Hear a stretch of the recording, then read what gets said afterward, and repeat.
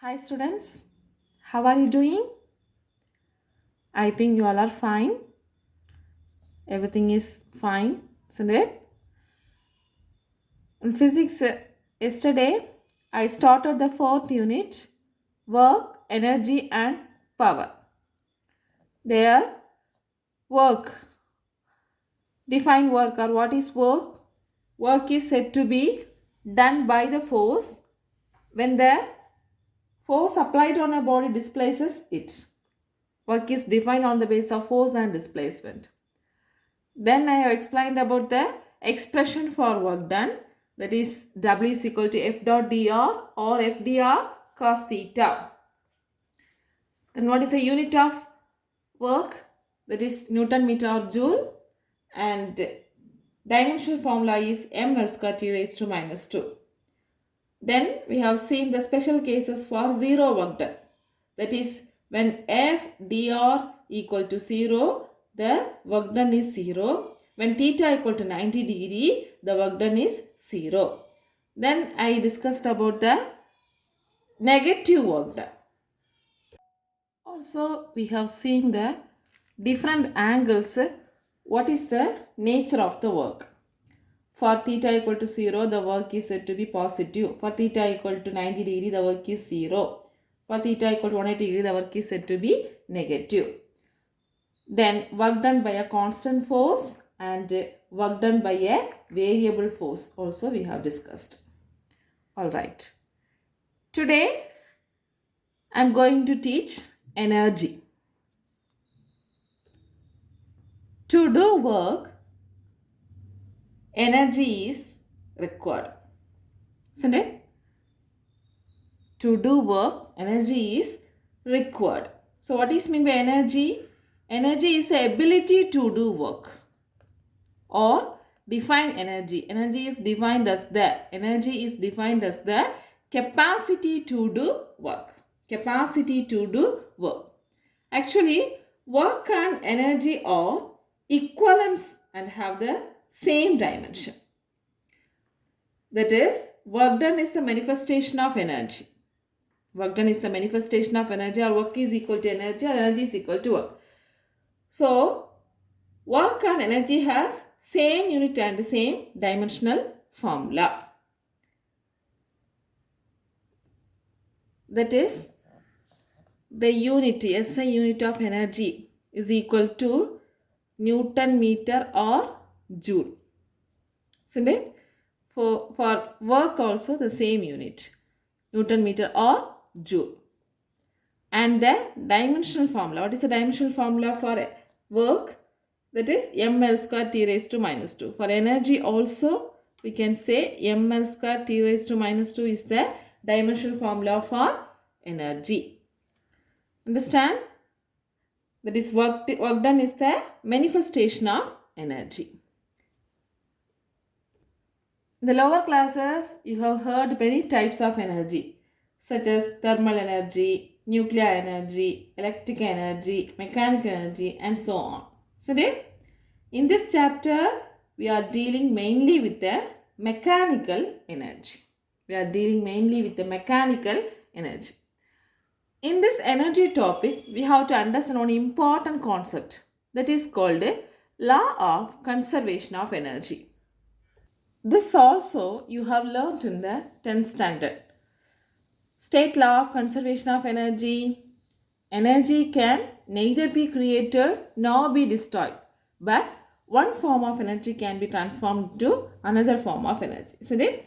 So the concept is total energy remains the same in any process.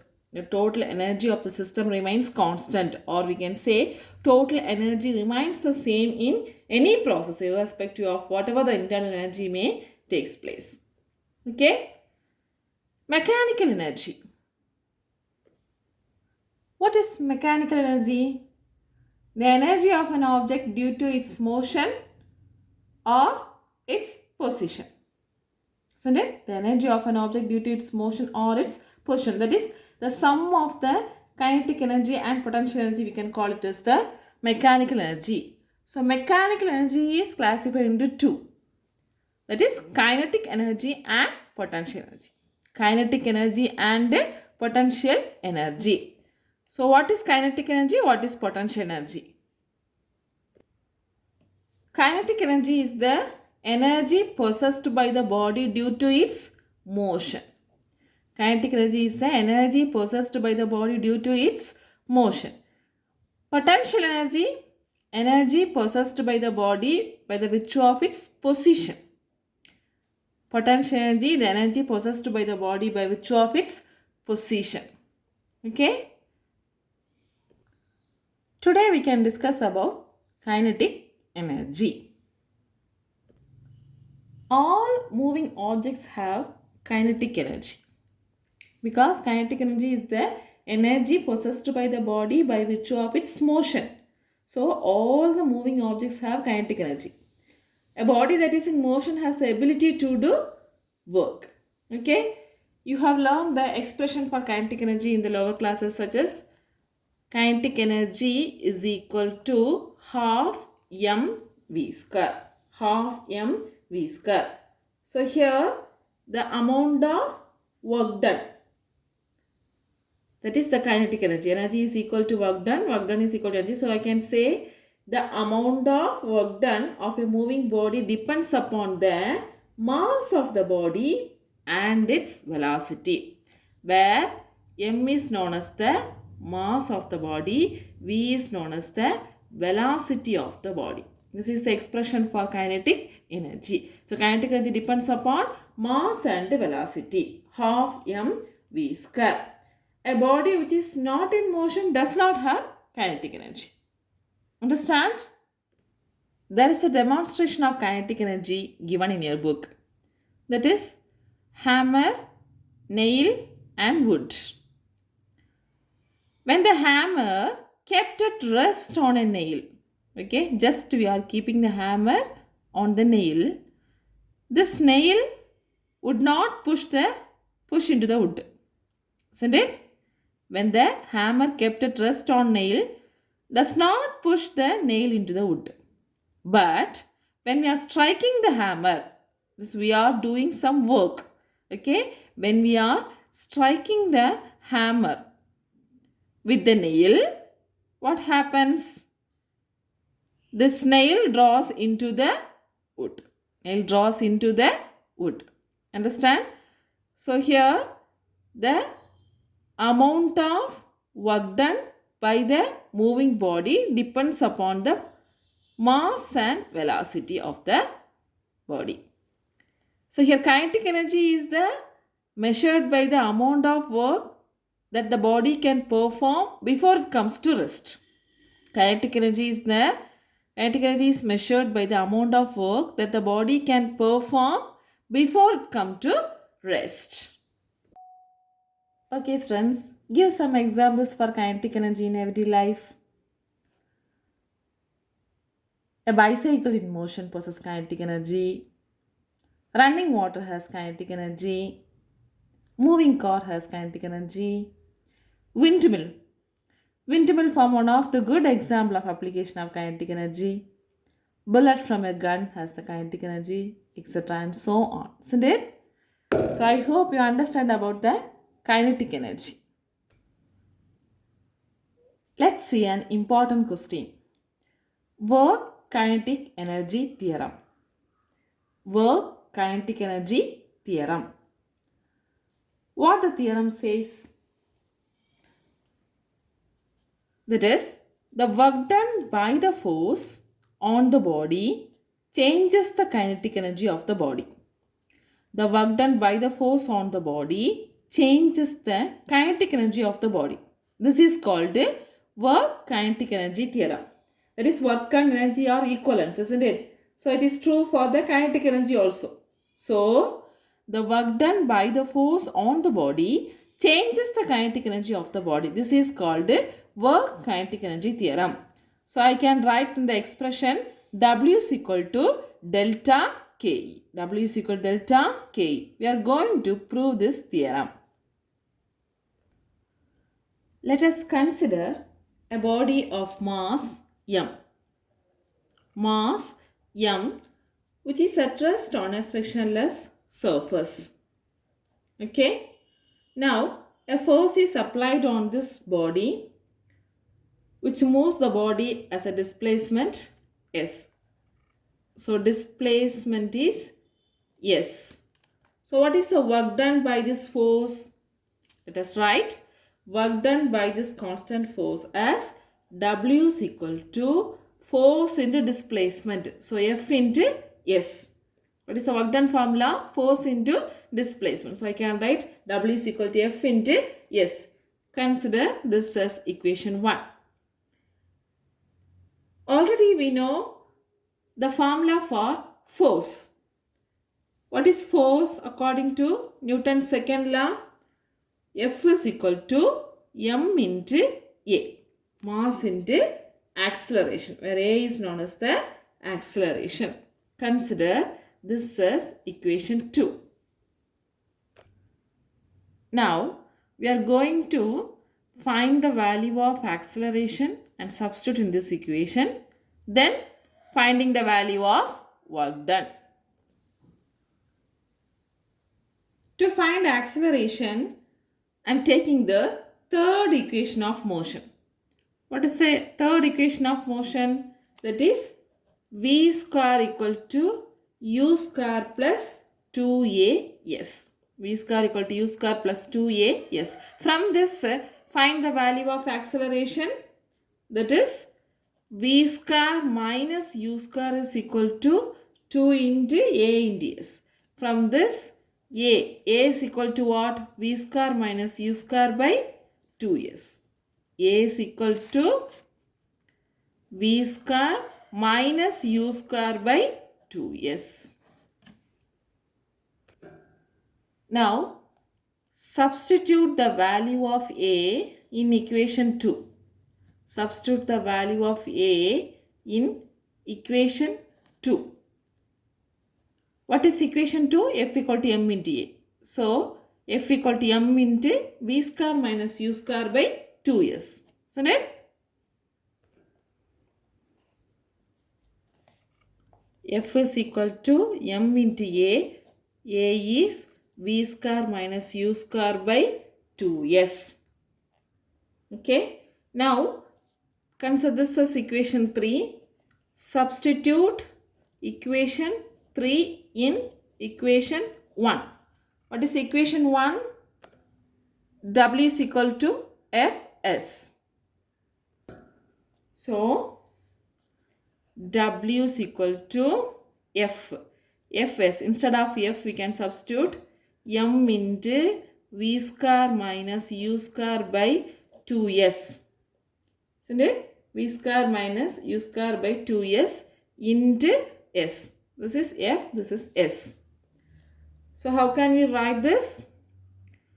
mv square by 2s into s minus mu square by 2s into s. mv square by 2s into s minus mu square by 2s into s. So, here SS get cancelled. W is equal to half mv square minus, here also SS get cancelled, half into mu square. This is equation number 4. So, what is the expression? W is equal to half mv square minus half mu square. What is half mv square? Nothing but the kinetic energy. W, otherwise kinetic energy is equal to half mv square. So, how can we write this equation? This is half mv square minus half mu square. V is the final velocity, u is the initial velocity. So, I can write this as the change in kinetic energy. Change in kinetic energy. That is delta Ke. This delta represents the change. Change in kinetic energy is equal to half mv square minus half mu square. We can say final kinetic energy minus initial kinetic energy. Final kinetic energy minus initial kinetic energy. So, comparing these two equations, I can write W is equal to W is equal to delta into Ke. W is equal to delta into Ke. Hence the theorem proved. What is that? The right hand side of the equation is change in kinetic energy. Left hand side is work done. So what the theorem states? The work done by the force on the body changes the kinetic energy of the body. This is called a work kinetic energy theorem. Very important question. For this question, first we have to write the statement. This is the statement. Then we have to write the expression. That is, first work done formula, force in displacement. Then force formula, mass into acceleration. Acceleration we have to find it from the third equation of motion. A is equal to v square minus u square by 2s. Then substitute this value here and find the value of work done. That is F equal to m into v square minus u square by 2s. When you are substituting, the s value get cancelled. So we got W is equal to half mv square minus half mu square. That is kinetic energy is equal to half mv square. So I can write W is equal to delta Ke. This is called the work kinetic energy theorem. Here we can discuss some special cases. Okay.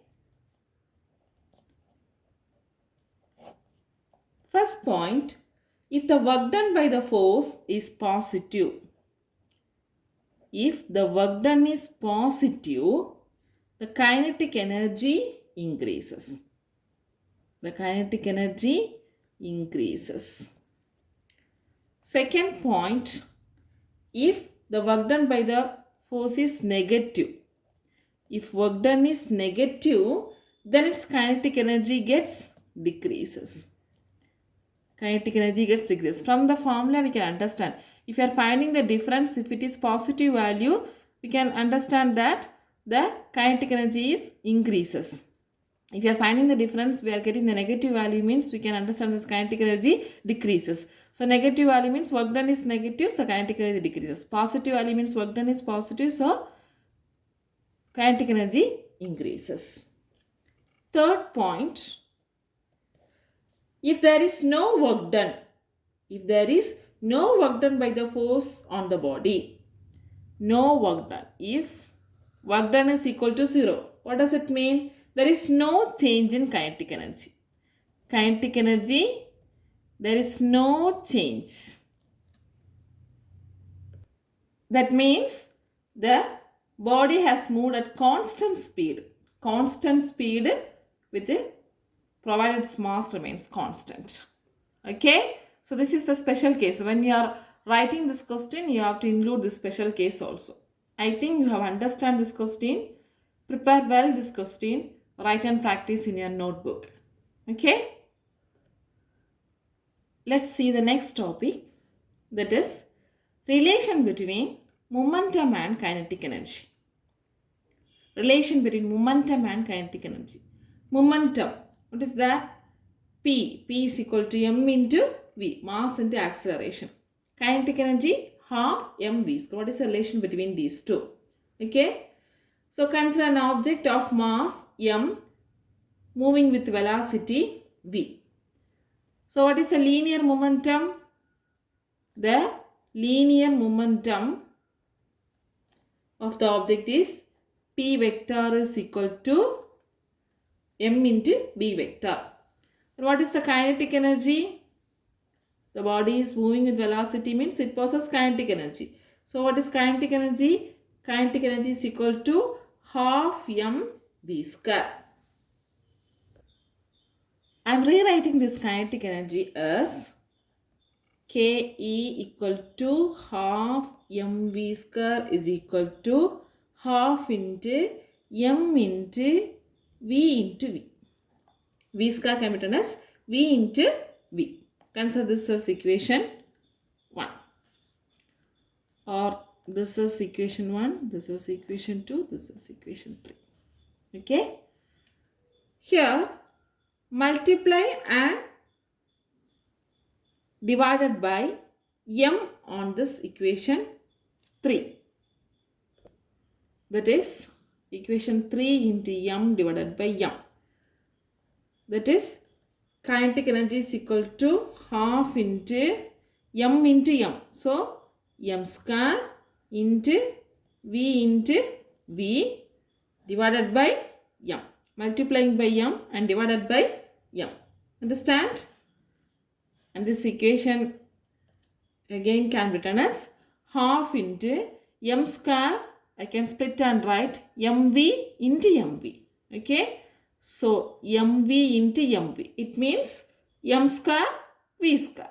M square V square divided by M. So what is MV? Yes. MV is equal to P or P is equal to MV. So half into P into P. P into P divided by M. Since P is equal to MV. Okay. So answer is P square by 2M. Kinetic energy is equal to what? P square by 2M. This is equation number 4. Where P is the magnitude of momentum. And this P value, how can we write? That is P square equal to 2M into kinetic energy. Or else P is equal to, the magnitude means we can write like this, P is equal to, or P is equal to root of 2M into kinetic energy. Root of 2M into kinetic energy. This is the relation between momentum and kinetic energy. P is equal to root of 2M into Ke, kinetic energy. So listen. Consider an object of mass m moving with velocity v. It possesses the linear momentum p is equal to mv and the kinetic energy k is equal to half mv square. So I can rewrite the half mv square as half mv into v. Then multiplying both numerator and denominator by m. So k is equal to half into m square vv divided by m. This I can rearrange as mv into mv. That is mv into mv by m, half into p by m, because p is equal to mv. So kinetic energy is equal to p square by 2m, or p square equal to 2m into kinetic energy. So p is equal to root of 2m into kinetic energy. Here you have to notice one point. If kinetic energy and the mass are given, we can calculate the value of momentum. Only the magnitude of momentum, not the direction of momentum. Momentum is a vector quantity, isn't it? So when the mass and kinetic energy is given, we can calculate only the magnitude of momentum, because kinetic energy and mass are scalars. Understand? Let's see the example 4.7 from your book. Two objects of masses 2 kg and 4 kg are moving with the same momentum of 20 km per second. Two objects 2 kg and 4 kg moving with the same momentum 20 km per second. A. Will they have same kinetic energy? B. Will they have same speed? Same momentum, whether they have the same kinetic energy and whether they have the same speed. Let's analyze this question. Solution. That is, two mass are given. That is, consider m1 equal to 2 kg, m2 is equal to 4 kg, and the momentum is p is equal to 20 kg meter second raised to minus 1. First, find the kinetic energy of the 2 kg mass. Okay, so kinetic energy 1 is equal to half m1 v square. That is, kinetic energy, another formula is p square by 2m, because here the velocity is not given, momentum is given. So I can have the formula p square by 2m. That is, what is p square? 20 kg meter second raised to minus 1. So 20 into 20 divided by 2 into, what is the mass? First object 2 kg. What is the answer? 20 into 20, 400 divided by 2 into 2, 4. So what is the answer? 100 joule for the first mass. For the second mass, that is for 4 kilogram, the kinetic energy Ke2 equal to P square by 2m2. That is P is 20. 20 into 20 divided by 2 into what is mass? Second mass 4 kilogram. What is the answer? 400 divided by 8. That is 50, isn't it? 50 joule. So kinetic energy 1 is what? 100 joule. Kinetic energy 2 is 50 joule. So what is the answer? Kinetic energy 1 is not equal to kinetic energy 2. Even though the two objects have same momentum, the kinetic energies of the masses is not same. Isn't it? So kinetic energy of the heavier object has lesser kinetic energy than the smaller mass. That is, for 2 kilogram mass we are getting 100 joule, but for 4 kilogram of mass we are getting 50 joule. See it? So kinetic energy is inversely proportional to the mass. Kinetic energy is inversely proportional to the mass for a given momentum. For a given momentum. Understand carefully. We know the general formula for kinetic energy is half mv square. Accordingly, we can say kinetic energy and mass are directly proportional. But for a given momentum, that is kinetic energy is p square by 2m. So kinetic energy is inversely proportional to mass. Inversely proportional to mass. So I can say heavier mass has lesser kinetic energy.